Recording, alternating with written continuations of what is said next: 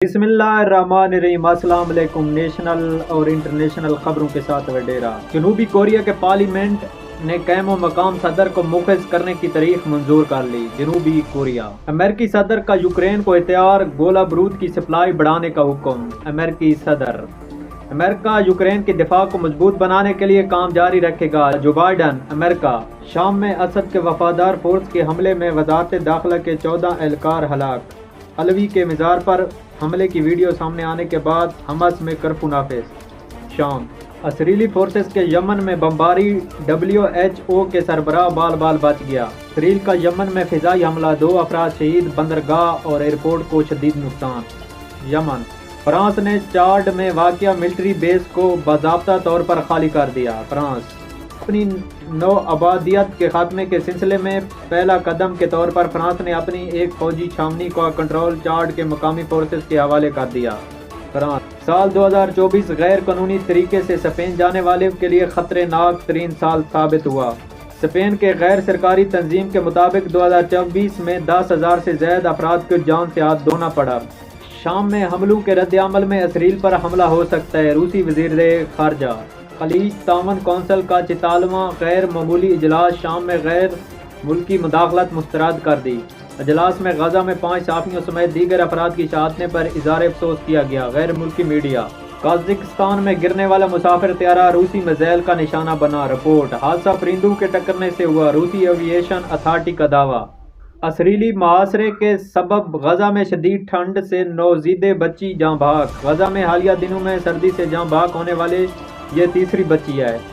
اسرائیل نے غزہ میں اسپتال کے قریب بم برسا دیے، 45 افراد شہید۔ فلسطین نتن یاہو کی اہلیہ کے خلاف سیاسی مخالفین کو ہراساں کرنے کی تحقیق شروع۔ ٹی وی پروگرام میں سارہ نتن یاہو کے مخالفین کو دھمکانے کے واٹس ایپ میسج دکھائے گئے تھے۔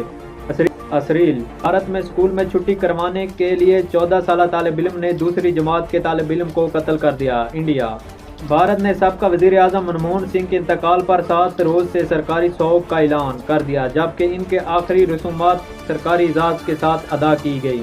بھارتی ریاست منی پور میں کشیدگی کی ایک نئی لہر جاری ہے، جبکہ انتہا پسند نریندر مودی کی حکومت حالات پر قابو پانے میں بری طرح ناکام نظر آتی ہے۔ انڈیا بھارت سب سے زیادہ مسلم آبادی والا ملک بن جائے گا، پاکستان کا کون سا نمبر ہوگا؟ رپورٹ میں بڑا انکشاف۔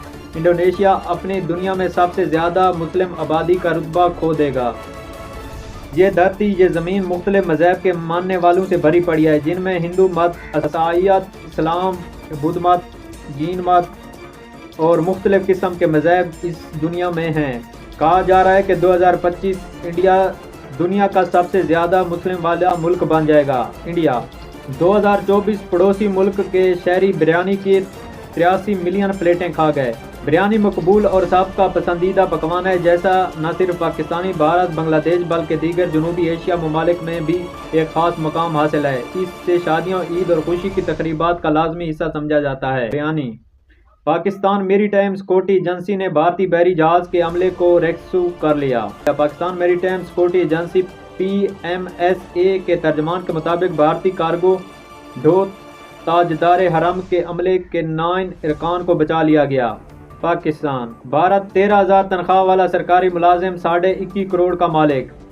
بھارتی ریاست ماسٹر کے ایک ریاستی سپورٹ کمپلیکس میں ماہانہ 13,000 روپے کی تنخواہ پر کام کرنے والے کمپیوٹر آپریٹر نے مبینہ طور پر 21 کروڑ روپے کا غبن کر ڈالا۔ بھارتی میڈیا کے مطابق ان نوجوان نے غبن کے 30 رقم لشکری کاروں اور اپنی گرل فرینڈ کے لیے ایک 4 BH کے فلیٹ خریدنے میں لگا دی۔ انڈیا یورپی خطے بکیان میں برفانی طوفان، ہر شے برف سے ڈھک گئی، معلومات زندگی شدید متاثر۔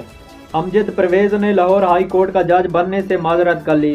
معروف قانونی ماہر امجد پرویز نے رجسٹر آفس کو آگاہ کر دیا۔ لاہور پاکستان خرم میں حالات معمول پر نہ آ سکے، گرینڈ جرگہ میں آج حتمی فیصلے پر دستخط متوقع۔ ستر و صوبائی حکومت نے ہیلی کاپٹر MI-17 کی خرم کے لیے کل 6 پروازیں ہوئیں۔ کی جان و مال کا تحفظ، امن کا قیام اولین ترجیح ہے۔ علی امین گنڈا پور، وزیر اعلیٰ خیبر پختونخوا۔